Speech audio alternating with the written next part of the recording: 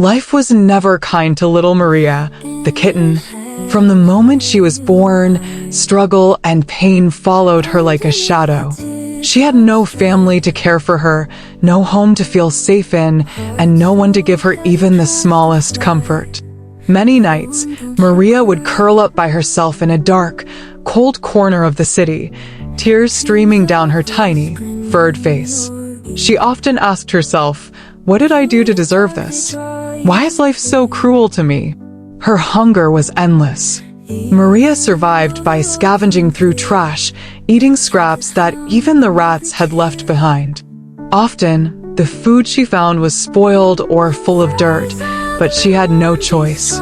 Each bite tasted bitter, not just because of the filth, but because it reminded her of how far she had fallen. Life was unbearably tough, but Maria refused to give up. She told herself that one day, things might change. One day, after weeks of searching, Maria found a job in a small restaurant. She was hired as a chef, though her boss was cruel and quick to punish her. The work was exhausting, and her boss constantly yelled at her, but Maria held on. "At least I'll have a way to eat," she thought. Day after day, Maria cooked meals for the customers, watching them enjoy the food she could never afford for herself. She dreamed of a better life, one where she didn't have to work so hard just to survive. But life, as always, had other plans. One morning, Maria woke up and felt something strange. Her stomach was swollen, round, and painful to the touch. She was scared and confused. "What is happening to me?" she whispered. She thought of going to the hospital, but how could she? Maria barely had enough money to eat, let alone pay for medical bills. The pain grew worse with each passing day, but Maria forced herself to keep working. She needed the job to survive. One fateful day at the restaurant, the eatery was unusually busy. Customers filled the tables, and Maria was rushing to prepare their meals. Her swollen stomach ached, but she pushed through the pain, determined to get through the day. Then, out of nowhere, a sharp wave of pain tore through her body. Maria stumbled and felt her stomach churn. Suddenly, she started vomiting. At first, she didn't understand what was happening, but when she looked down, she saw worms spilling from her mouth. The restaurant erupted into chaos. Customers screamed and ran, horrified by the sight. Maria tried to clean up, apologizing desperately, but no one listened. Her boss stormed toward her, his face red with anger. "Get out! You're disgusting," he shouted. "You're scaring away my customers." Maria begged him for mercy, tears falling from her eyes. "Please, I need this job," she cried, but her boss wouldn't listen. She shoved her out onto the street, slamming the door behind her. That night, Maria wandered through the city streets in the pouring rain. Her soaked fur clung to her small body as she shivered in the cold. Passing by a shop window, she noticed a beautiful gown on display. For a moment, she stopped, staring at it with longing. "If only I could wear something so lovely," she whispered to herself. But the thought quickly faded. She had no place for dreams like that. She sat down on the wet pavement and sobbed into her paws. "Why was I ever born?" she whispered into the storm. The next day, Maria felt weaker than ever. Her swollen stomach was back again, now causing unbearable pain. She hadn't eaten in days, but she couldn't afford to stop moving. As she walked through the streets, she came across a construction site. Workers were hauling heavy pans filled with bricks and sand.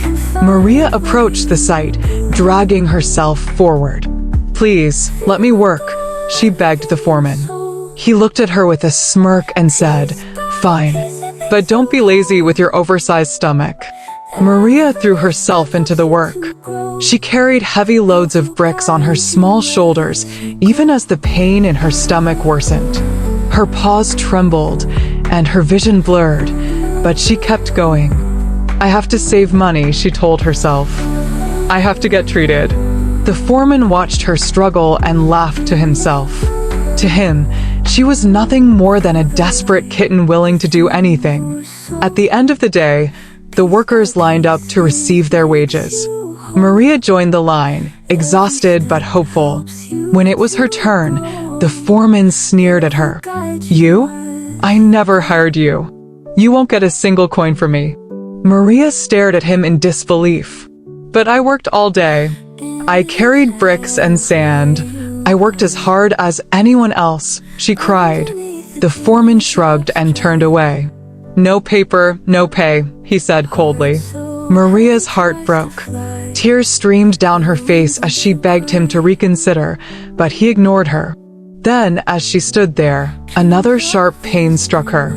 She doubled over, clutching her swollen stomach, and began vomiting again. This time, it was blood. Dark red streaks stained the ground as Maria gasped for air. The other workers backed away in horror. The foreman, without a hint of concern, muttered, "Not my problem," and walked away. By evening, Maria felt like her body was shutting down. Weak, starving, and in agony, she stumbled through the streets. She found herself back at the trash heap where she had always scavenged for food. With trembling paws, she climbed into the incinerator and curled up inside. Her stomach throbbed and blood dripped from her mouth. "I'm so tired," she whispered. "I wish I could rest." As the rain poured outside, Maria closed her eyes. The pain was unbearable now, but there was nothing left to do.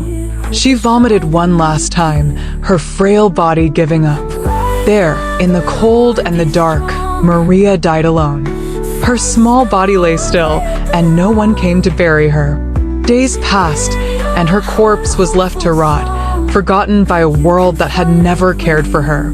In the end, Maria's life was a story of pain and struggle, a cruel reminder of how unfair life could be.